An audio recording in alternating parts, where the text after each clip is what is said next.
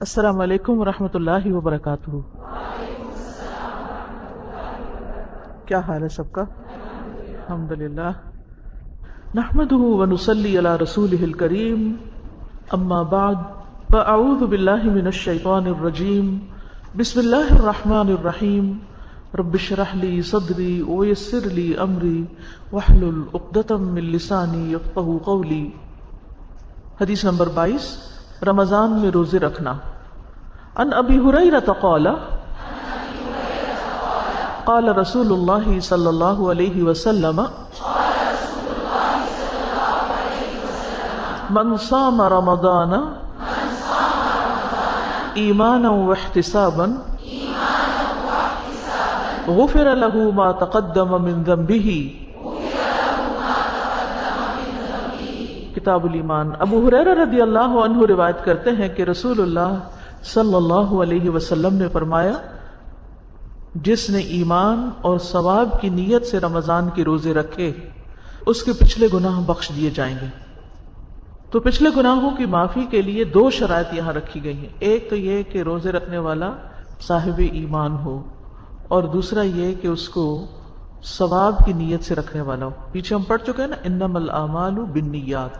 تو جس نیت کے ساتھ کوئی نیک عمل کرے گا اس نیت کے مطابق وہ اس کا اجر پائے گا۔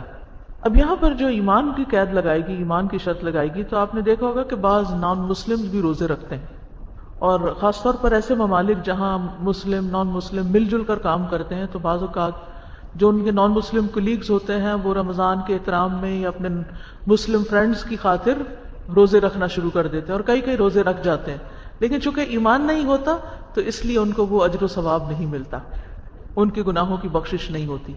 تو ایمان ایک بہت بڑی دولت ہے، ایک بہت بڑی نعمت ہے، جس کے ساتھ انسان عمل کرتا ہے تو عمل قبول ہوتا ہے، ورنہ اعمال قبول نہیں ہوتے۔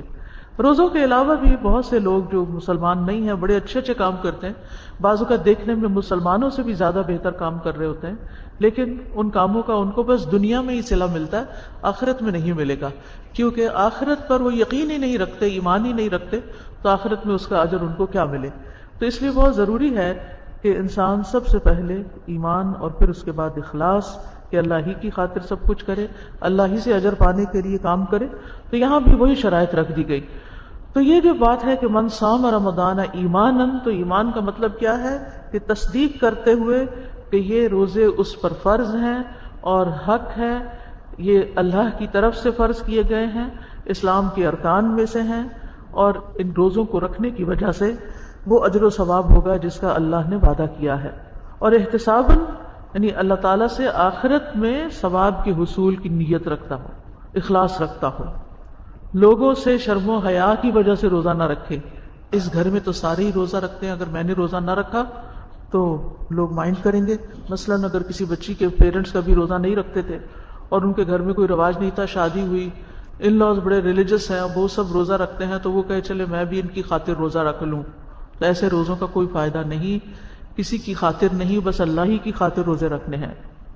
تو نہ ریاکاری اور نہ دکھاوا، اور نہ ہی کسی قسم کا لوگوں سے کسی طرح کی تعریف کا چاہنا، اور نہ ان کی شرم و حیا کی وجہ سے، نہ لوگوں کے خوف کی وجہ سے۔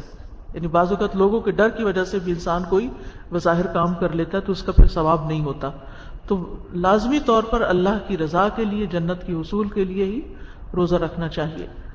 تو فائدہ کیا ہوگا؟ غفر له ما تقدم من ذنبه، اس کے پچھلے گناہ جو ہیں معاف کر دیے جائیں گے۔ امام احمد نے اپنی مسند میں ما تقدم کے ساتھ وما تأخر کے الفاظ بھی بیان کیے ہیں، اس روایت میں ما تأخر بھی، جس کا مطلب ہے پہلے پچھلے، یعنی سارے ہی۔ تو امام نبوی کہتے ہیں کہ گناہ اگر صغیرہ ہوں کسی کے، اور گناہوں کے کفارے کے اعمال ان گناہوں کو پا لیں، یعنی بندہ روزہ رکھ رہا ہے مثلا، تو صغیرہ گناہ سب مٹ جاتے ہیں، اور اگر کسی کے کبیرہ گناہ ہوں تو وہ ان کو کم کر دیتے ہیں، سارے نہیں مٹتے۔ کبیرہ گناہوں کے کفارے بھی ہیں، اس پر حدیں بھی ہیں، اور مختلف معاملے ہیں۔ اور اگر کسی کے گناہ ہی نہ ہو تو یہ مکفرات اعمال جو ہیں، یعنی جیسے روزہ رکھنا جو ہے، یہ جنت میں درجات کی بلندی کا سبب بنتے ہیں۔ ٹھیک ہے، تو غفر له ما تقدم من ذنبه میں کیا کچھ آ جائے گا؟ چھوٹے گناہ ہوئے تو وہ معاف ہو جائیں گے، بڑے ہوئے تو کم ہو جائیں گے، اور اسی طرح اگر کوئی گناہ ہے ہی نہیں کسی کے تو پھر اس کے درجات بلند ہوں گے۔ تو یہاں بنیادی طور پر روزے دار کے لیے ایک خوشخبری دی گئی ہے. روزے دار کو خوشخبری اللہ سبحانہ تعالیٰ کی اس فرمان میں بھی ہے جو حدیث قدسی میں آتا ہے کہ ابن آدم کا ہر نیک عمل خود اس کے لیے ہے سوائے روزے کے، وہ خاص میرے لیے اور میں اس کا بدلہ دوں گا. اور پھر روزہ دار کے منہ کی جو بساند ہے وہ اللہ تعالیٰ کے نزدیک مشک کی خوشبو سے بھی بہتر ہے. اور روزے دار کے لیے دو خوشیاں، ایک افطار کے وقت کی اور دوسری جب وہ اپنے رب سے ملاقات کرے گا. تو یہ بھی روزے کے فضائل اور ثواب میں سے ہے کہ وہ اپنے روزے کے ثواب کے ساتھ خوش ہو جائے گا. قیامت کے دن روزہ جو ہے وہ سفارش کرے گا بندے کے حق میں، جنت میں لے جانے والا عمل ہے. حدیث میں آتا ہے جو شخص اللہ اور اس کے رسول پر ایمان لائے، نماز قائم کرے اور رمضان کے روزے رکھے تو اللہ کے ذمہ حق ہے کہ اسے جنت میں داخل کرے، خواہ وہ اللہ کی راہ میں جہاد کرے یا اسی زمین میں بیٹھا رہے جس میں اس کی پیدائش ہوئی تھی. یعنی بعض اوقات ایسا ہوتا ہے کہ انسان کسی نان مسلم کنٹری میں رہ رہا ہوتا ہے اور وہاں پر وہ صرف اپنی ذاتی عبادات ہی کر سکتا ہے. تو ایسا شخص اگر اپنے بیسک جو اس کے رسپانسبلٹیز ہیں ٹورڈز ریلیجن، عبادات کے مطابق اگر وہ بھی کر لیتا ہے تو انشاءاللہ اس کے لیے بھی جنت کی راہیں ہموار ہو جائیں گی. تو روزہ کوئی معمولی عمل نہیں ہے اور قیامت کے دن روزے دار کا خاص استقبال کیا جائے گا. اس کے لیے باب الریان کھولا جائے گا اور جب روزہ دار اس سے داخل ہو جائیں گے تو دروازہ بند کر دیا جائے گا. وہ دروازہ صرف اور صرف روزے داروں کے لیے ہے. روزے کے لیے سحری ضروری ہوتی ہے، اس لیے نیکسٹ حدیث سحری سے متعلق ہے. ان انس بن مالک رضی اللہ عنہ قال قال النبی صلی اللہ علیہ وسلم تسحروا فإن فی السحور برکہ. کتاب الصوم. انس بن مالک رضی اللہ عنہ روایت کرتے ہیں نبی کریم صلی اللہ علیہ وسلم نے فرمایا تم سحری کیا کرو کیونکہ سحری میں برکت ہوتی ہے. برکت کا کیا مطلب ہوتا ہے؟ کسی چیز میں اضافہ ہونا اور پھر اس میں اس خیر کا دائمی ہونا، یعنی ثبات اور بقا کے معنوں میں بھی آتا ہے. تو سحری میں کئی لحاظ سے برکتیں ہوتی ہیں. سب سے پہلی بات تو یہ کہ یہ سنت کی پیروی ہے، اہل کتاب کی مخالفت ہے. اہل کتاب کے روزوں میں سحری نہیں ہوتی. پھر اسی طرح سحری کے ذریعے عبادت پر قوت حاصل ہوتی ہے، انسان کی سستی چلی جاتی ہے، چستی میں اضافہ ہوتا ہے. سحری کھا کر ان برے اخلاق کو دور کیا جاتا ہے جن کو بھوک بھڑکا دیتی ہے. بھوک میں انسان کے اندر کیا برا اخلاق پیدا ہوتا ہے؟ چڑچڑا پن، غصہ. تو جب ایک انسان کھا پی لیتا ہے، بچوں کو بھی آپ دیکھ ری ری ری کر رہے ہوتے ہیں، اگر آپ ان کو فیڈ کر لیتے ہیں تو کیا کرتے ہیں؟ ایک دم اسمائل کرنے لگتے ہیں. تو پہلے وہ بد اخلاقی دکھا رہے ہوتے ہیں، اب انہیں کچھ کھانے پینے کو مل گیا تو خوش ہو گئے. تو یہ وہ جو بچپن میں انسان دیکھتا ہے نا وہ اصلی حالت ہوتی ہے انسان کی. بڑے ہو کر تو اپنے اوپر ہم بہت سے کور ڈال لیتے ہیں. تو انسان کو جب بھوک لگی تو اسے اور کوئی بات سجھائی نہیں دیتی، اس کا موڈ آف ہوتا ہے. تو اس لیے سحری کھا کے جو روزہ رکھتا ہے تو اس کا پھر روزہ رکھ کے موڈ آف نہیں ہوتا. پھر اسی طرح سحری صدقے کا سبب بنتی ہے. اس کے ذریعے ان لوگوں پہ صدقہ کیا جاتا ہے جو اس وقت سوال کرتے ہیں. بعض فقیر سحری کے وقت مانگنے بھی آ جاتے ہیں. پھر اسی طرح اگر سحری کے وقت لوگ آپ کے پاس جمع ہیں یا آپ کہیں پر اوروں کے لیے سحری بھجوا دیتے ہیں تو آپ کا کھانا کھا کے جو لوگ روزہ رکھتے ہیں وہ اس کا ثواب بھی آپ کو ملتا ہے. پھر اسی طرح سحری کے وقت اٹھتے ہیں تو اس وقت کچھ ذکر کی توفیق بھی ہو جاتی ہے، دعا بھی کر لیتا ہے انسان، تو وہ دعاؤں کی قبولیت کا وقت ہوتا ہے. پھر اسی طرح اگر کوئی شخص سوتے ہوئے نیت کرنا بھول جائے تو سحری کے وقت اٹھنا نیت کو تازہ کر دیتا ہے. تو اس لیے سحری کے بہت سے فائدے ہیں. ابن دقیق العید کہتے ہیں ممکن ہے یہ برکت آخرت کے امور کی طرف لوٹتی ہو کیونکہ اس کے ذریعے سنت کو قائم کیا جاتا ہے جو کہ اجر کو بڑھانے کا موجب ہے. یعنی سحری کھا کے روزہ رکھنا زیادہ باعث اجر ہے بنسبت اس کے کہ انسان نہ کھائے. اور یہ بھی ممکن ہے کہ یہ برکت دنیاوی کاموں کی طرف لوٹتی ہو جیسا کہ روزہ رکھنے سے جسم کا قوی ہونا اور روزے دار کو نقصان نہ پہنچانے والے امور کا آسان ہونا. تو یہ ہیں چند برکتیں سحری کے حوالے سے. رسول اللہ صلی اللہ علیہ وسلم نے ایک حدیث میں بھی فرمایا، ارباز بن ساریہ کہتے ہیں کہ آپ نے مجھے رمضان میں سحری کے لیے بلایا اور فرمایا آؤ مبارک کھانا کھا لو. تو سحری کے وقت جو کھانا کھایا جاتا ہے وہ برکت والا ہوتا ہے اور برکت والا کھانا انسان کے جسم کو لگتا ہے، انسان کے لیے غذا اور شفا بن جاتا ہے. تو اس لیے اس کو بابرکت کھانا سمجھ کر کھانا چاہیے. سلمان رضی اللہ عنہ کہتے ہیں کہ رسول اللہ صلی اللہ علیہ وسلم نے فرمایا برکت 3 چیزوں میں ہے، جماعت میں یعنی اکٹھے ہو کے کام کرنے میں، ٹیم ورک میں، پھر سرید میں کھانوں میں جس میں شوربہ روٹی توڑ کے ملا دیا جاتا ہے، اور سحری کھانے میں پھر اسی طرح سحری اللہ تعالیٰ کی طرف سے ایک انعام بھی ہے، لہٰذا تم اس کو نہ چھوڑو. اور اسی طرح سحری کھانے والوں پر فرشتے درود بھیجتے ہیں، یعنی ان کے لیے رحمت کی دعائیں کرتے ہیں. اور یہ مسلم امہ کا ایک خاص امتیاز ہے.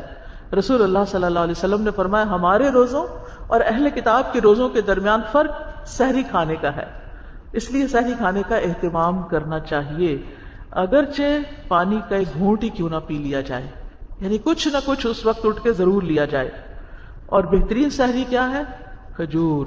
یعنی سحری کے وقت چاہے کچھ بھی کھائیں لیکن اس کے ساتھ ایک یا دو یا حسب خواہش کھجور ضرور کھا لیں، تو آپ دیکھیں گے کہ زیادہ آپ کو انرجی ملے گی اور چستی آئے گی. ٹھیک ہے. استاذہ میں نے پوچھنا تھا کہ چھوٹے گناہ معاف ہو جاتے ہیں روزہ رکھنے سے، تو بڑے جو ہیں وہ کم ہو جاتے ہیں، تو اگر ہم مسلسل کنٹینیو روزے رکھتے ہیں تو کیا بڑے بھی ختم ہونے کا چانس ہوتا ہے؟ تو وہ جی ہاں، جیسے نفلی روزے وغیرہ ہیں، کیونکہ ان الحسنات یذہبن السیئات. اور کبیرہ گناہوں پر جیسے شرک ہے اور والدین کی نافرمانی اور اس طرح کی، تو ہر گناہ کے بارے میں جب انسان پڑھے، امام ذہبی کی کتاب ہے کتاب الکبائر، تو اس میں انہوں نے پوری لسٹ دی ہوئی ہے، اس کا ایک چھوٹا ورژن اردو میں بھی کسی نے چھاپا ہے. تو ہر گناہ، اسی طرح اقبال کیلانی کی بھی کتاب کبیرہ گناہوں کے بارے میں اچھی کتاب ہے وہ بھی. تو اپنے آپ کا جائزہ لینے کے لیے ایک دفعہ یہ کتابیں ضرور پڑھ لینی چاہیے کہ ان میں سے کوئی کام میں تو نہیں کر رہی، اور اگر میں کر رہی ہوں تو چھوڑ دوں، اور اگر کر چکی ہوں تو توبہ کروں، اور اگر اس پر کوئی کفارہ لازم آتا ہے تو اس کا کفارہ دے دوں، اگر حقوق العباد سے متعلق ہے تو حق لوٹا دوں، کسی سے معافی مانگنے سے متعلق ہے تو معافی مانگ لوں. یہ ہمیں اپنی زندگی میں اپنی صفائی کر لینی چاہیے. میں نے اپنے بیٹے کو وہ سبقن پڑھانا شروع کی ہوئی تھی، اور اس کا بہت فائدہ ہوا کہ حلال حرام جائز ناجائز کا بہت سی چیزوں کا پتہ چل جاتا ہے، ایک کرائیٹیریا سامنے آ جاتا ہے. بعض اوقات ہم لوگوں سے سنتے ہیں یہ ٹھیک نہیں، یہ جائز ہے، یہ ناجائز ہے. اسی طرح ایک کتاب ہے اسلام میں حلال و حرام، اس کو بھی اگر پڑھ لیں تو وہ بھی اچھی کتاب ہے. تو علم حاصل کرتے رہنا چاہیے، کیونکہ علم حاصل کرنے سے انسان کے اندر تقوی آتا ہے، گناہوں سے بچتا ہے انسان، نیکیوں کی طرف اطاعت کی طرف رغبت کرتا ہے. علم سے ہی انسان کو اخلاص نصیب ہوتا ہے. علم والوں سے محبت ہوتی ہے جو کہ انسان کے علم کو اور آگے بڑھاتے ہیں. اور اسی طرح انسان کو پھر بری محفلوں سے نفرت ہوتی ہے، اچھی محفلوں سے محبت ہوتی ہے جو اس کی گروتھ میں اور زیادہ مددگار ہوتی ہے. تو علم جو ہے بذات خود ایک بہت بابرکت چیز ہے، اور ہمیں تو سبحان اللہ جو علم مل رہا ہے یہ وحی الہی پر مبنی ہے، اور یہ اللہ کا سکھایا ہوا علم ہے. وَعَلَّمَكَ مَا لَمْ تَكُنْ تَعْلَمُ الرحمن علم القرآن. تو جس علم کا معلم اللہ رب العزت ہو، پھر اس علم کی بات ہی کیا ہے، اس علم کی برکتیں ہی کتنی ہیں، اس کے فائدے ہی کتنے. اس لیے ہر حال میں اس علم کے لیے حریص رہے، کورس ختم ہو جائے، کورس ہو یا نہ ہو، ساری زندگی طالب علم بننا اپنے لیے ایک فخر کی بات سمجھے. فخر سے مراد کہ خوش ہو کہ الحمدللہ کہ ہم طالب علم ہیں. اور اگر اس راستے میں موت آ جائے تو شہادت کی موت ہے. ابھی کل ہی کسی نے ایک نوٹ بھیجا چکوال برانچ کی بچی نے کہ وہاں ایک خاتون تھی 60-70 سال کی عمر کی، تو پچھلے 10 سال سے تقریباً جڑی ہوئی تھی اور قرآن پڑھا اور باقی بھی کلاسز وغیرہ اٹینڈ کرتی رہی. تو جمعے کے دن 30 کو وہ برانچ میں آئیں، شاید محرم الحرام کا لیکچر تھا، اور اس کے بعد کچھ کھانے پینے کے لیے کچھ ارینج کیا ہوا تھا. تو وہ پیچھے بیٹھی تھی، ان کو آگے بلایا گیا اور ان کو پلیٹ پکڑائی گئی، اور پلیٹ پکڑتے ہی ان پر موت کی غشی طاری ہو گئی، اور اس مجلس کے اندر ہی ان کا انتقال ہو گیا. سارے کے سارے وہاں کلمہ پڑھ رہے تھے. تو آپ دیکھیے کہ انسان جس سے محبت کرتے پھر علم کے راستے میں، پھر جمعے کا دن، اور پھر علم حاصل کرتے ہوئے اور علم والوں کے بیچ میں توفنا مع الابرار، نیک لوگوں کے بیچ میں موت کا ہونا، یہ سعادت کیسے ملی کہ 60-70 سال کی عمر کو بھی پہنچ کے علم کا سفر نہیں چھوڑا. میں نے تو سے ہی سیکھا کہ عمر کوئی بھی ہو یہ سفر نہ چھوٹے. ہم میں سے اکثریت کا حال کیا ہے کورس کر رہے ہیں. دین سیکھنے کو ہم نے کورس بنا لیا، چلے کورس ایک طریقہ تھا، ایک سسٹم تھا آپ کو سکھانے کا، لیکن وہ کورس ختم ہونے پر علم تھوڑی ختم ہو گیا، وہ تو زندگی بھر ساتھ چلنا چاہیے. تو اس لیے انسان سیکھتا رہے تاکہ اپنا تزکیہ کرتا رہے اور دیکھتا رہے کہ کہاں غلط ہو اور کیا کچھ مجھے مزید اور کرنا ہے اپنے آپ کو امپروو کرنے کے لیے. جیسے ابھی بات ہوئی ہے کہ کچھ اعمال ایسے ہوتے ہیں جن سے صغیرہ گناہ معاف ہوتے ہیں، اگر وہ نہیں ہو تو کبیرہ گناہ جو ہلکے ہو جاتے ہیں، اور پھر اگر یہ دونوں بھی نہیں ہوں تو پھر جنت کے درجات بلند ہوتے ہیں. تو ہمارے تو صغیرہ گناہ بھی ہیں، کبیرہ بھی اللہ تعالیٰ معاف کرے، تو کیا جنت کے درجات کی بلندی ہمارے لیے پھر وہ اور زیادہ کریں نا، زیادہ اور روزے رکھے تو پھر انشاءاللہ اس درجے کو بھی پہنچ جائیں گے، کیونکہ سٹیپ بائی سٹیپ ہی ہے نا، ہر چیز کٹھی تو نہیں ہو سکتی. اور میں آج جب صبح تیار کر رہی تھی لیکچر تو میں اتنی حیران ہو رہی تھی، میں کہتی سبحان اللہ، اللہ کی شان ہے کہ رمضان کا مہینہ تو نہیں، لیکن رمضان کے بعد سب سے افضل روزے جو ہیں وہ محرم کے روزے ہیں، اور ہمارا یہ روزوں کا تذکرہ جو ہے وہ تازہ ہو گیا ہے اس مہینے میں۔ اللہ تعالیٰ ہمیں سب کو توفیق دے کہ ہم زیادہ سے زیادہ روزے رکھ سکیں، تو کم از کم ایک شعور کے ساتھ اور ایک ثواب کی نیت سے رکھیں، کیونکہ ہم بعض اوقات روزہ رکھ لیتے ہیں لیکن ہمیں بھولا ہوا ہوتا ہے کہ ہم نے کیوں رکھا ہے، بس رکھ لیا کیونکہ دن تھا آج روزہ رکھنے کا یا مہینہ تھا روزے کا۔ حدیث نمبر 24، رمضان میں قیام۔ عن ابی ہریرہ ان رسول اللہ صلی اللہ علیہ وسلم قال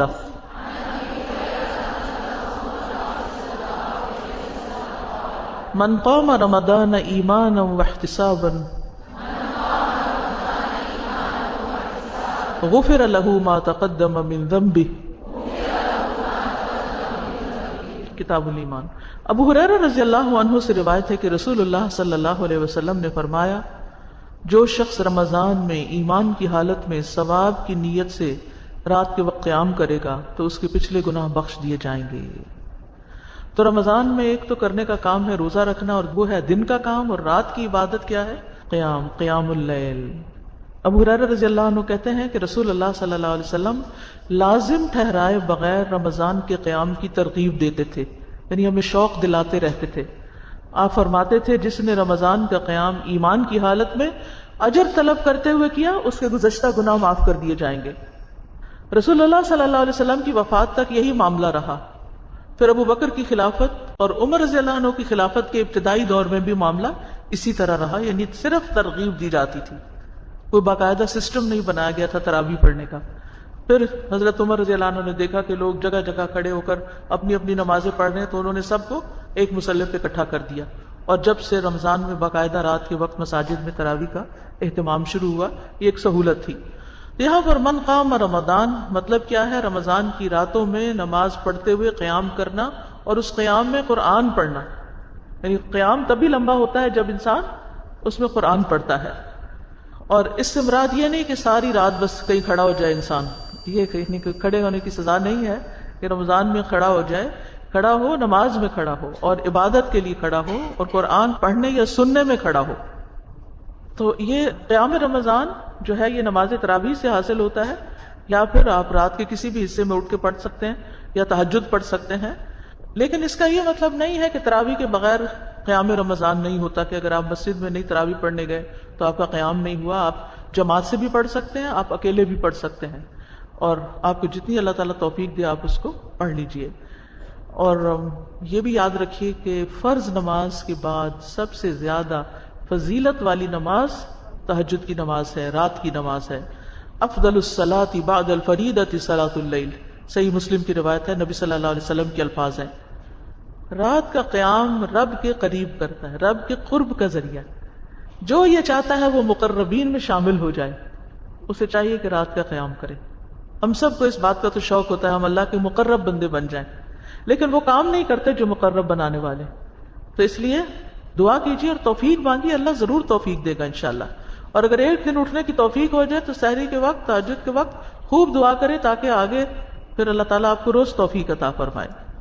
رسول اللہ صلی اللہ علیہ وسلم نے فرمایا رات کا قیام لازم پکڑو، وہ تم سے پہلے کے نیک لوگوں کا طریقہ ہے، یعنی قیام اللیل صالحین کا طریقہ ہے، اور تمہارے رب کے قرب کا ذریعہ، برائیوں کا کفارہ اور گناہوں سے رکاوٹ ہے۔ یعنی قیام اللیل انسان کو گناہوں سے بھی روکتا ہے، انسان کے اندر ایمان کی قوت پیدا کرتا ہے جس سے انسان کو گناہوں سے نفرت ہوتی ہے۔ تو بہرحال عام راتوں میں سال بھر بھی قیام کرنا چاہیے، رمضان میں خاص کرنا چاہیے، اور رمضان کی آخری عشرے میں، آخری 10 راتوں میں اور بھی زیادہ اہتمام کرنا چاہیے۔ رسول اللہ صلی اللہ علیہ وسلم اپنے گھر والوں کو بھی اس کی ترغیب دیا کرتے تھے اور بہت تاکیدی حکم دیا کرتے تھے، اور آخری عشرے میں خود بھی جاگتے اور گھر والوں کو بھی جگاتے تھے۔ حدیث نمبر 25، روزے میں جھوٹ سے بچنا۔ عن ابی ہریرہ رضی اللہ عنہ قال قال النبی صلی اللہ علیہ وسلم من لم يدع قول الزور والعمل به فليس لله حاجة في أن يدع طعامه وشرابه۔ ابو ہریرہ رضی اللہ عنہ روایت کرتے ہیں کہ رسول اللہ صلی اللہ علیہ وسلم نے فرمایا جو شخص جھوٹ بولنا اور اس پر عمل کرنا نہ چھوڑے، یعنی روزہ رکھ کے، تو اللہ کو کوئی ضرورت نہیں کہ وہ شخص اپنا کھانا اور پینا چھوڑ دے. یعنی جو شخص روزہ تو رکھ لیتا ہے، حلال کھانا پینا چھوڑ دیتا ہے، لیکن حرام کاموں کا ارتکاب نہیں چھوڑتا، تو ایسے شخص کے روزے کا فائدہ کوئی نہیں. امام بخاری کی ایک اور روایت میں زور کے ساتھ جہل کا لفظ بھی آتا ہے، اور ابن حجر فتح الباری میں کہتے ہیں کہ زور سے مراد جھوٹ ہے. ملا علی القاری جو شارح بخاری ہیں وہ کہتے ہیں زور سے مراد باطل کام ہے، گناہ کا کام. یعنی جو روزہ رکھ کے گناہ نہیں چھوڑتا، خالی جھوٹ بولنا نہیں بلکہ گناہ نہیں چھوڑتا. اور طیبی کہتے ہیں کہ زور سے مراد جھوٹ اور بہتان ہے.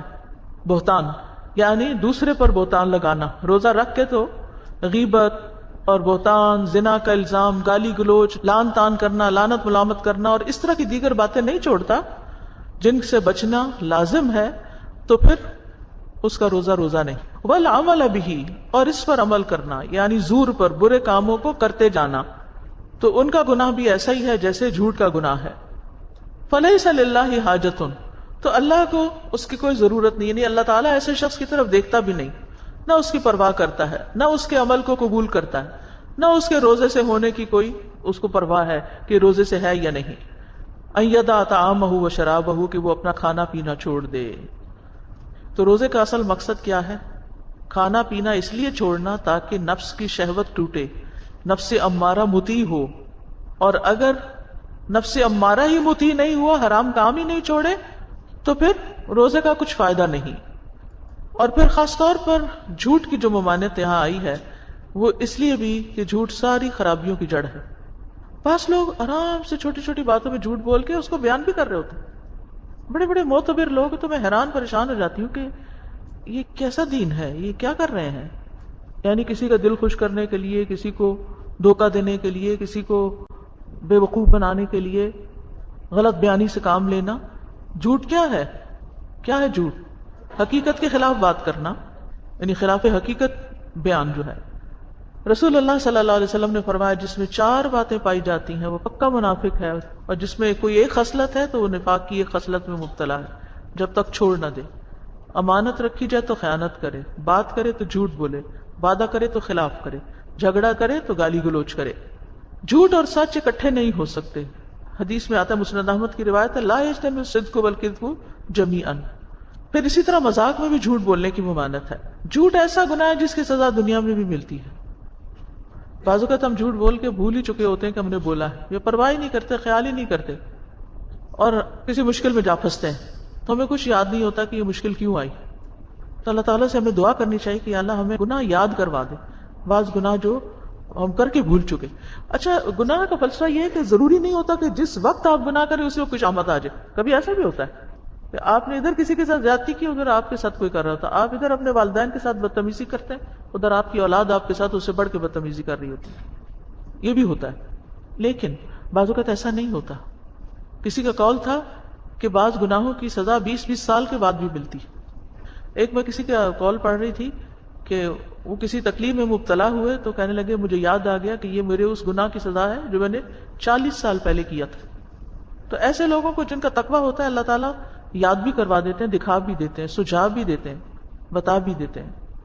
اور پھر مسلسل جھوٹ بولنا، تو ایسا شخص اللہ کے یہاں کذاب ہی لکھا جاتا ہے، اس کا شمار تو جھوٹوں میں ہوتا ہے اور وہ اللہ تعالیٰ کی رحمت سے محروم ہو جاتا ہے. جی السلام علیکم استاذہ، مجھے نا اس میں وہ آیت یاد آ رہی تھی سورہ البقرہ کی، اس کے اینڈ میں آتا ہے کہ نا وَلَهُمْ عَذَابٌ أَلِيمٌ بِمَا كَانُوا يَكْسِبُونَ. تو وہ سب سے پہلے جو قرآن میں جس گناہ کی کفر کے بعد ذکر کیا گیا وہ جھوٹ ہے، جس کے اوپر عذاب کی بات کی گئی. سب سے پہلے جس گناہ پہ عذاب کی بات کی گئی کفر کے بعد، تو جھوٹ ہی ہے.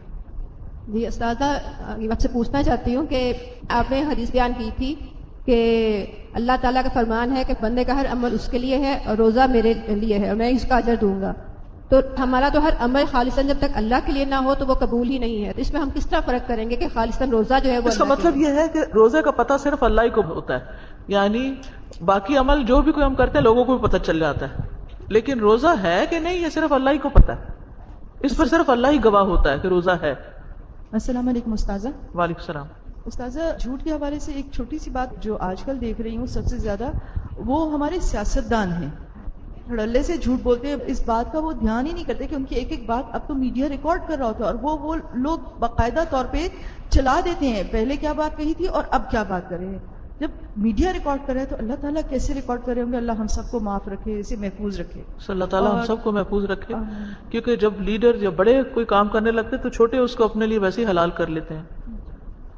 استاذہ اس میں یہ بات بھی سمجھ میں آتی ہے کہ اللہ سبحانہ و تعالیٰ نے ہمیں جو بھی عبادات بتائی ہیں اس کے شرائط اور آداب بھی سکھائے ہیں. کیونکہ بعض دفعہ ہم یہ کہتے ہیں ہاں ہمیں پتہ ہے نماز پڑھنی ہے, ہاں ہمیں پتہ ہے کہ روزہ رکھنا ہے, لیکن جب اس کی شرائط اور آداب کا خیال رکھے بغیر کرتے ہیں تو پھر وہ برکت حاصل نہیں ہوتی. جیسے آتا ہے نا کہ نماز بے حیائی سے روکتی ہے, لیکن ہم جیسوں کو کیوں نہیں روکتی؟ اس لیے کہ ہم جانتے ہی نہیں ہیں کہ اس کے آداب کیا تھے. یا جب اس طرح کی بات آتی ہے کہ وہ کچھ ایسا سا ہے کہ نامراد رہا, محروم رہا وہ شخص جس نے رمضان کے روزے پائے اور بخشش نہ کروا سکا, تو اس سے پتہ چلا کہ صرف روزے رکھنا کافی نہیں ہے, وہ بخشش کے ذرائع بھی تو پتہ ہونے چاہیے کہ وہ کون سے روزے ہوتے ہیں جس کے بعد بخشش آتی ہے. السلام علیکم. وعلیکم السلام. گناہوں کی سزا کہتے ہیں مل کر رہتی ہے, تو اگر توبہ بھی کر لیں تو بھی ملتی ہے, اللہ سزا. معاف کر دے تو بس ختم بات. تراویح میں ہم امام صاحب کے پیچھے جب کھڑے ہو کر قرآن پاک سن رہے ہوتے ہیں تو ایک چیز نہیں دیکھنے میں آتی ہے کہ اگر ہم اسے قرآن کو ہاتھ میں پکڑ کر خود ساتھ پڑھ رہے ہوں تو کیا وہ افضل عمل ہے یا درست بات نہیں ہے یہ. اذا قرئ القرآن فاستمعوا له یا فقرؤوا له, کیا کہا گیا ہے؟ تو پڑھنے کی کیا ضرورت ہے؟ یہ کیوں رواج شروع کر دیا کہ امام پڑھ رہا ہو اور ہم بھی ساتھ پڑھنا شروع کر دیں؟ استاذہ میں تو حضرت عمر رضی اللہ عنہ کے بارے میں سوچ رہی تھی کہ ویسے ہی ان کی یہ طبیعت تھی نا چیزوں کو آرگنائز کر دینے کی, تو انہوں نے جو اس قیام اللیل کو آرگنائز کیا تو اس میں کتنی چیزوں کے آرگنائز ہونے میں کتنی برکت ہوتی ہے اور کتنی وہ پروڈکٹیو ہو جاتی ہیں کہ اتنے 100 سال سے پوری امت پھر اتنا قیام اللیل کر پاتی ہے. ورنہ جو اب ہمارا حال ہے, ہم اگر اکیلے میں ہی پڑھنا ہوتا تو بہت سے لوگ نہ پڑھ پاتے. بالکل, کیونکہ جماعت میں برکت ہے. دوسری بات یہ ہے کہ نبی صلی اللہ علیہ وسلم کے زمانے میں صحابہ کرام رسول اللہ صلی اللہ علیہ وسلم ان کی ایک ایک رکعت کی جو طوالت تھی وہ آج کل کی جو رکعتیں ہیں ان کی طوالت سے بہت مختلف. تو یہ 8 اور 20 کی گنتی میں پڑھ کر تو شاید وہ ہم اس نماز کی طوالت سے کم رہ جاتے, اصل روح سے پیچھے چلے گئے. یعنی آپ صلی اللہ علیہ وسلم کا قیام ایسا ہوتا تھا کہ آپ کے پاؤں مبارک متورم ہو جاتے تھے, پھٹ جاتے تھے, اتنا لمبا قیام کرتے تھے. اور ہماری سارا فوکس رکعتوں پہ ہوتا ہے کہ زیادہ سے زیادہ گنتی پوری کر لیں.